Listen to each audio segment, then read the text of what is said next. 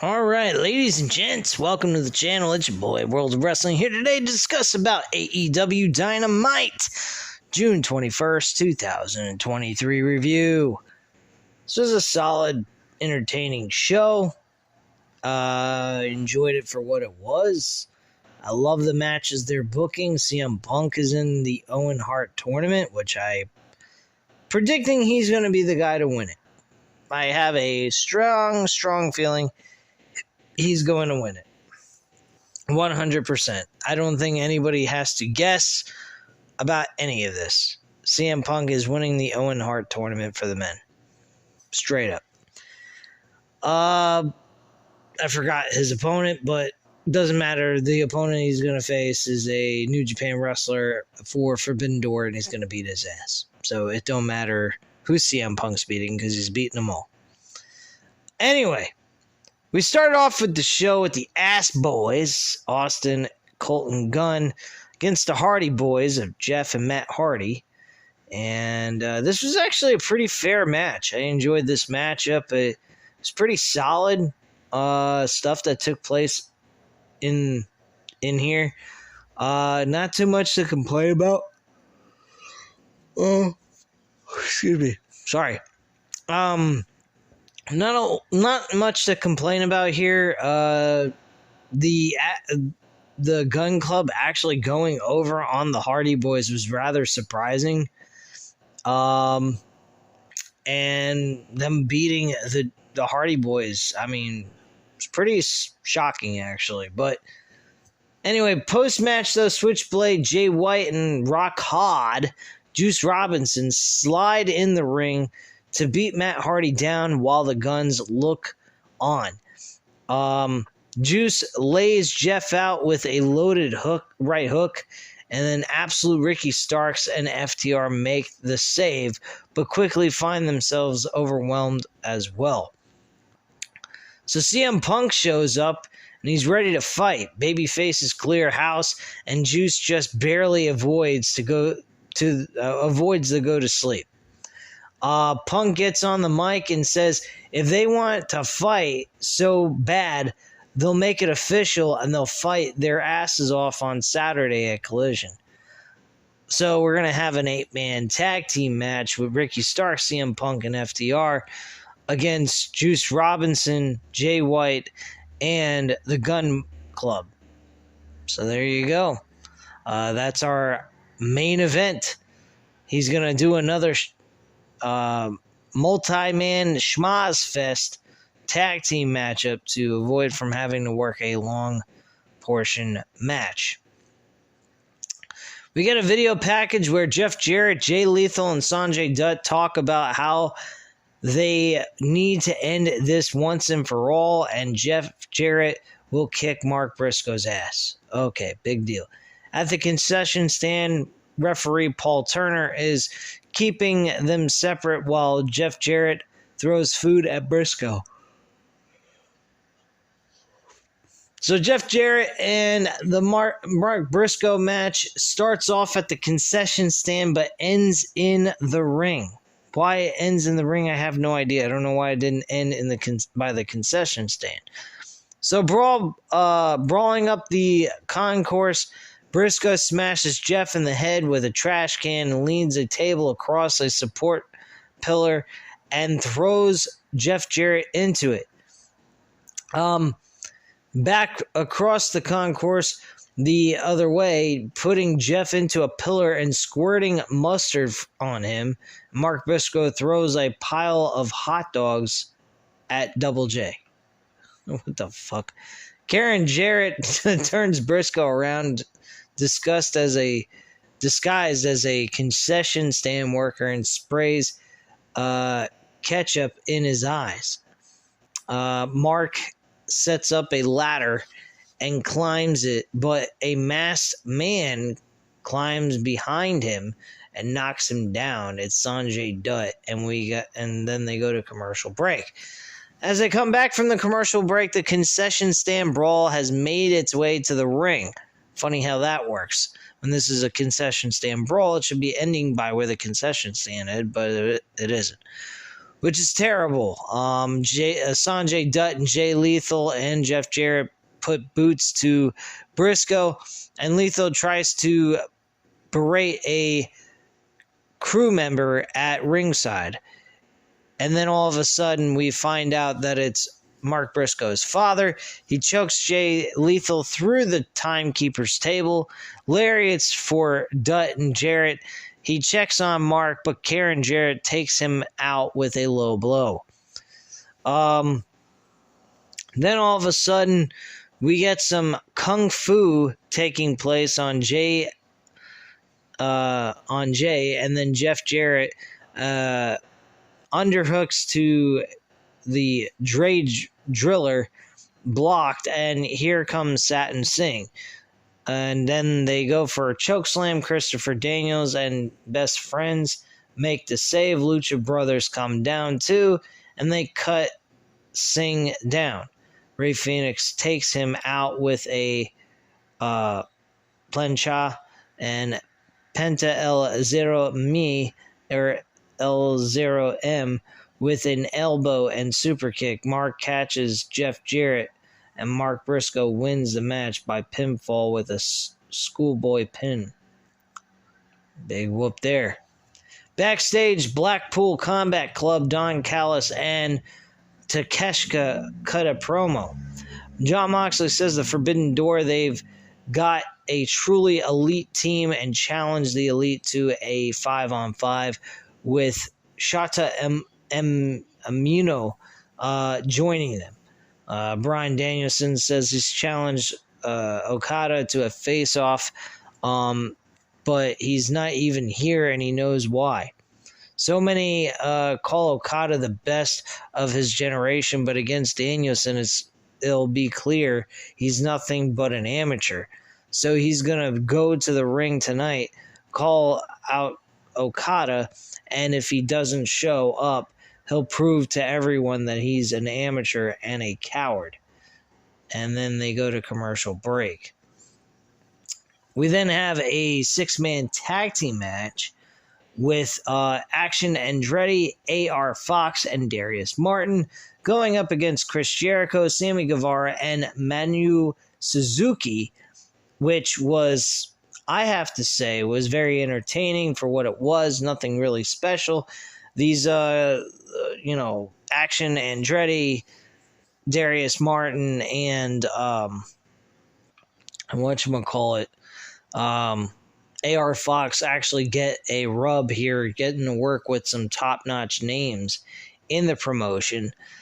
Chris Jericho picking up the W with a Lion's Tamer against Darius Martin, and that's how they pick up the victory. Post-match, though, Renee Paquette interviews Chris Jericho about sharing the ring with Sting, and he grabs the mic and says everyone was so excited except for him because he's known Sting for a long time, and how selfish and egotistical he is, and how he only shows up for the highest bidder. Not a Harlequin, but a whore. He challenges Sting and Darby to a trios match against him, Sammy, and Suzuki at Forbidden Door. Out comes Sting, and he gets in the ring and asks Jericho why he's so uptight and cussing under his breath. They had a great moment, but moment isn't long enough, and he needs some time with him. He regrets not having some last week, but Sunday he'll have some time for him, and he accepts Chris Jericho's challenge. Darby says Chris has made lots of enemies in lots of places, and they have just the guy for him, and he'll find out who it is at Collision. So Tony Schiavone and RJ City start pulling names for the Blind Eliminator Tag Team Tournament, and we go to break. As we come back, we actually have the Elite answer the Blackpool Combat Club's challenge. Hangman Page says with Kenny Omega out for the singles match against Will Ospreay, that leaves them 3 against 5, but they have friends all over. Kenny says when the chips are down, when the chips were down and they needed a friend, they found one in the unexpected place. Eddie Kingston rolls up and says he doesn't like or respect them, but he hates Claudio Castagnoli more. And he wants the fifth guy to be the guy he picks. And he'll make the announcement. In the ring, though, Adam Cole gets on the mic and he asks, "Who's ready for story time, baby?" And he says he hates to admit it, but he has to give the devil his due. MJF gave him one of the toughest matches of his entire career last week. He was put through a table and did everything in his power to win the match, but he didn't. However, Max didn't win either. He understands it's the smart thing to refuse 5 more minutes, but it's also the cowardly thing to do. And if Max wants to be the best AEW champion of all time, he has to fight everyone who gets in his way and he's never beaten Adam Cole, baby. He calls MJF down to talk about his rematch. We get MJF and he says, "When the world champion has a microphone, you keep your poor mouth shut." He congratulates Cole for coming out to play and giving him the Panama Playboy back and better than ever. And he's welcome for the trouble of dragging him out of him. What an egotistical maniac, huh?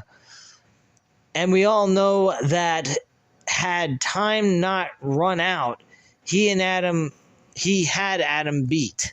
He would have beaten Adam Cole. Yeah, okay. This guy is not also egotistical, but delusional.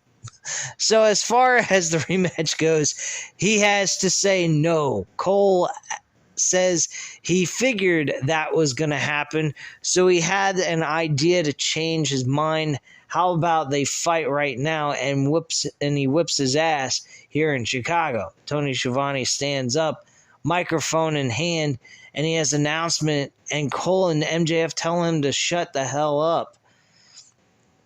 I couldn't believe that they both tell him to shut up. He says they had to draw the blind tag team tournament, and Adam and Max will be teaming in the tournament. Neither man is happy about this. MJF complains about how he's going to have to wrestle every week, and is Tony Khan out of his mind, and what is he sniffing lately? Very funny. And of course, Adam Cole had every right to say, "I'm not teaming with this guy. He's a fucking coward and a queer," basically. And I thought that was great. Then we had Tanahashi appear on the Tron to call Max a coward and tells him to show up at Forbidden Door so he can show him the strength of New Japan Pro Wrestling and the power of the Ace. MJF tells him off, and Cole interrupts and says he knows he's trying to prove he's not a coward, and he doesn't think Tanahashi is better than him, does he? MJF is hesitant and says no one on this planet is on the level of the devil, and Adam calls him a coward again, and Max accepts Tanahashi's challenge. Cole wishes him luck and takes his leave while it dawns on MJF exactly what he just accepted. Looking like a fucking dumbass. Thought it was funny. All right. So we have Daniel Garcia and Zack Sabre Jr. against Shibata and Orange Cassidy going at it in a tag team matchup. This was an alright match. I actually enjoyed this for what it was. I hope Orange Cassidy walks away with this title. I don't want to see Daniel Garcia win.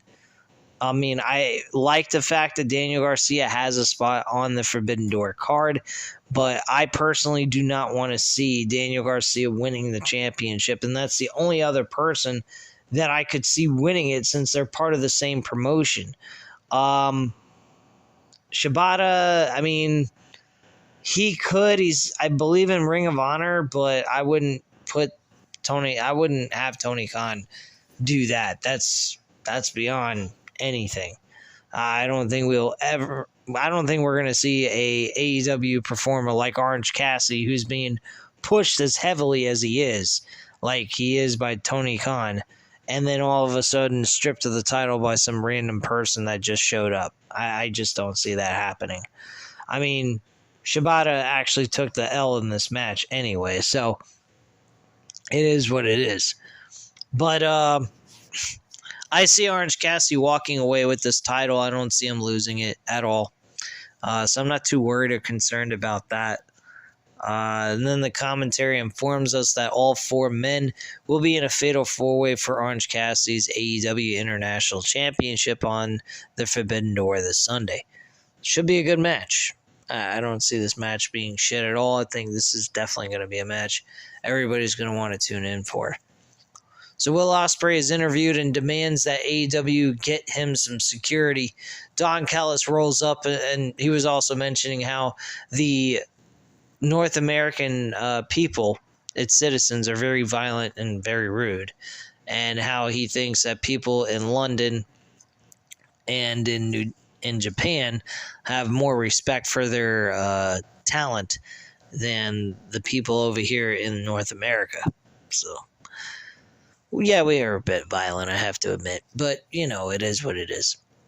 God knows. I mean, the other governments across the country, they seem to have no problem being violent either. But we're the only violent country in the world, right? Anyway, let's move on from this conversation because it's only going to get worse as I continue to talk about it. So let's move forward. Don Callis rolls up and says he'll need special security, especially in Toronto, and he'll make his own personal military-grade security available to him at Forbidden Door, giving him an equal opportunity, a fair chance, at winning the U.S. Championship from Kenny Omega. Will asks what he wants for his trouble, and Don says he just wants to see a fair fight in a 1-2-3. Yeah, sure. There will be shenanigans going on for the IWGP US Championship. I can promise you that. All right. So we have Toni Storm getting challenging, or actually granting or accepting a challenge from Willow Nightingale for her AEW Women's Championship. So that will be taking place. Willow Nightingale and Toni Storm will compete one-on-one for the Women's Championship at the pay-per-view. I don't particularly care. I've heard that Willow Nightingale has gotten better, and she did very well against Sasha Banks, now known as Mercedes Moné. So I'm happy to hear that. Hopefully this is a good match. I mean, we are paying $50 to see this pay-per-view, so I hope that every match on this card counts and is actually worth our while sitting through about, 8 to 15 minutes worth of wrestling for each match. So, and maybe 20 minutes plus, depending on the level of the match. But yeah, I hope that match is going to be good. I don't see why it can't be. So I'll give it a chance and see how it turns out. But speaking of women's wrestling, we had Chris Statlander and Tyler Valkyrie have a one-on-one matchup over the TBS Championship, which Tyler Valkyrie was upset that she did not get a fair chance, supposedly, but she lost clean to Jade Cargill. And Chris Statlander happened to get the championship opportunity after Tyler Valkyrie lost. So I don't know about that. I think the rough shot of Chris Statlander was a little foolish. I think they should have booked that match for All In and give Chris Statlander a big moment beating Jade Cargill. It would have given Jade Cargill more time with the TBS Women's Championship. I mean, not that it really matters or anything like that, but it would have been meaningful for Chris Statlander to win it in front of a very large crowd and take Jade Cargill to school, because we all know that Jade Cargill is not exactly the greatest performer in the world. I think Chris Statlander is far better. Anyway, Chris Statlander actually wins by pinfall. She wins with, let's sliding German suplex, and then Chris Statlander with the superplex scoop. Scoops her up, and that is it. She gets the 1, 2, 3 by pinfall, and that's that. Not a bad match. I mean, I didn't particularly care for it all that much. If I skipped it, wouldn't have made a difference to me anyway. All right. So they go over the entire week for next week's matches. They also go over the entire card of what they have already.